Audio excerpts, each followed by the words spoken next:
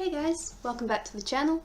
In today's video I just wanted to do a more relaxed, unscripted video that's just a bit of fun, and it's more based on my opinions of representation of mental health in media.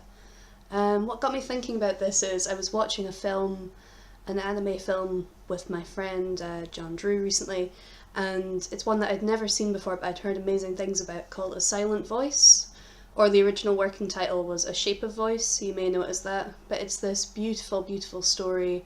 It's just wonderfully told, won several awards, nominated for even more, of a deaf girl that starts a school and is bullied for being deaf and for having these hearing difficulties.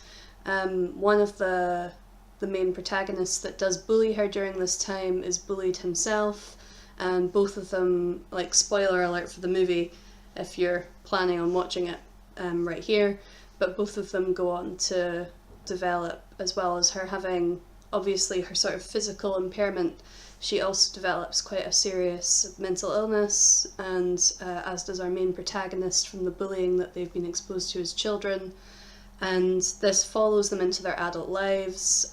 It's just really complex and just really smart and impactful the way that the movie portrays their journeys, the nuance of picking up on when someone is having a hard time, when he's contemplating suicide, the male protagonist, and he started crossing off the days on his calendar, he stopped making appointments ahead of time, and the fact that his family, his mum picks up on this, and then later on in the film the female protagonist does the same thing, and they're able to support each other and protect each other, and neither of them are perfect people.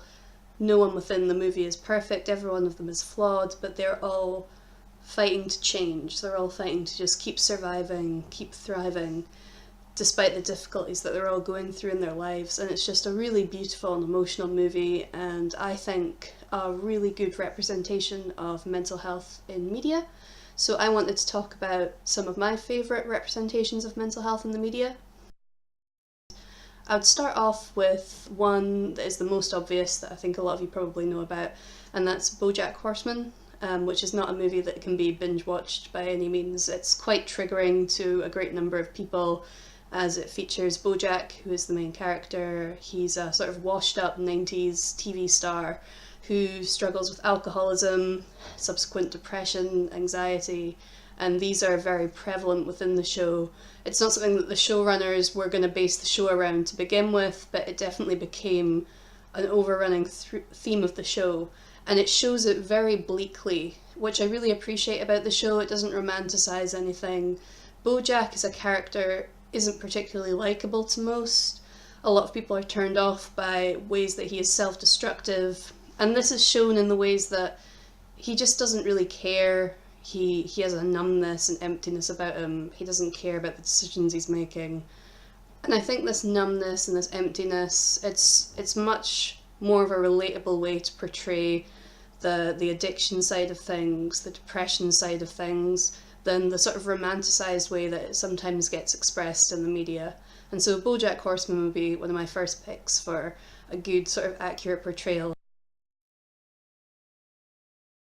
Another one that I've been thinking about recently is Glee, and back in the day when I used to watch Glee, I used to sort of miss the nuances of certain characters and just sort of playing them off as, oh, that's just, you know, the comic relief character.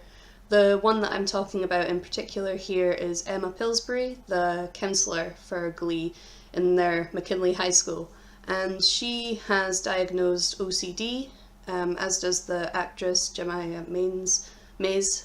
She has OCD herself as well, and I think this really helps to add to the sort of grounded reality of the character. She gets a lot more fleshed out as the seasons go on. Like, as I've touched upon, in the first season it's more of a sort of comic relief thing where characters see it and don't really understand it, and it's almost played for laughs, but only in the sense that we as the audience haven't really been shown her story and learned more about her. But it's really, by the time it gets to season 3, her acting and the way that she portrays her OCD just as having this compulsive, this hold on her life that is giving her this anxiety, this stress, the way that she talks, the way that she acts it out. It's really heartfelt and really impactful, I think. Another OCD portrayal that I found really, really touching and emotional back in the day is when I used to watch Scrubs. Michael J. Fox's character on Scrubs was really, really powerful and just shows that people with OCD, it's not just a cleanliness thing. They are strong people that are needing to overcome these compulsive needs on the regular. And I felt like that was a really good portrayal as well. To go to movies now, a movie that I think is just a fantastic portrayal of mental illness is The Babadook, which may seem a little bit strange because it's a horror movie, and I love it as a movie because, and again, spoiler alert for The Babadook if you've not seen it, but the nuance behind The Babadook is that the monster is the mental illness. And the story follows Amelia, who is a single mother who's recently lost her husband in a car crash, and this is impacting herself, her mental health obviously, and that of her son, who's quite stigmatised at school for being different, for acting out, because obviously they're both going through incredibly tough times. And instead of this being the trope of, well, the monster's overcome at the end and it just goes away and everyone's fine, by the end of the movie, the mother and the son overcome the monster by learning to live with it. And the monster itself lives in their basement. She visits it every day. She continues to acknowledge that it's there, and it's just a presence in her life, but one that she has accepted and one that she is managing and dealing with. And I feel that this is just a very real portrayal of depression, her subsequent depression and grieving over her husband's death, her mental illness, the son's mental illness, and their acceptance as a family of that being part of their lives. And I think it's just very powerful, and it's a really great movie, and I would highly recommend it to anyone that fancies it. Another of my personal favourites is Jessica Jones, and you may have seen it. It's one of the Marvel superhero TV series that are on Netflix at the moment.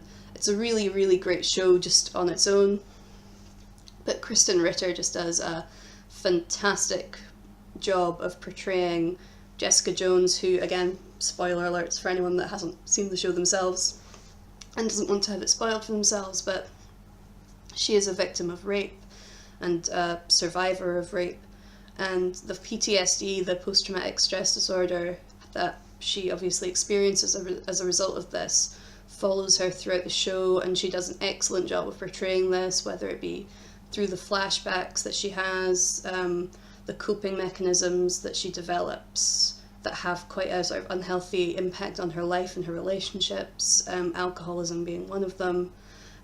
She just does a fantastic job of portraying all of this, and despite all of these hard things, she still continues to literally fight her demons. She is a really, really strong female character that is going through all of these awful, awful things, all of this PTSD on a regular basis, but continues to be a strong role model for people going through these things themselves. That was one thing I didn't touch on, but a lot of people have said, with people like Emma Pillsbury, people like Michael J. Fox's character on Scrubs, whose name escapes me right now, but seeing portrayals of characters like these, and Kristen Ritter as Jessica Jones going through PTSD and portraying that in such a real way, it's helped people come to the realization that they themselves have a mental illness that might have been undiagnosed, and they may seek help for this. So some people may dismiss representations of mental illness in the media as being just that, but they're so important just for raising awareness of things that people might have undiagnosed, people might have not checked out within themselves. And it makes people feel less alone as well, to see representations of things that they themselves are dealing with. While we're on the subject of PTSD, I think in a lighter way, but again in a very real way, Kimmy Schmidt, The Unbreakable Kimmy Schmidt on Netflix, it touches upon PTSD. So again, spoiler alert, just for anything that I mention, just assume that I'm going to talk about spoilers because I'm talking about the the main characters and their lives and the main plot points that happen to them. But Kimmy Schmidt was a young girl that was kidnapped and trapped in a bunker by an evil reverend, fake reverend, for years, I think her entire adolescence. And when she finally escapes, she starts to build a new life for herself in New York, but is followed by the post-traumatic stress of what she went through in the bunker, things that remind her of bunkers. She avoids certain places, certain things, certain people, and it causes her to act in certain ways. Sometimes she lashes out at people.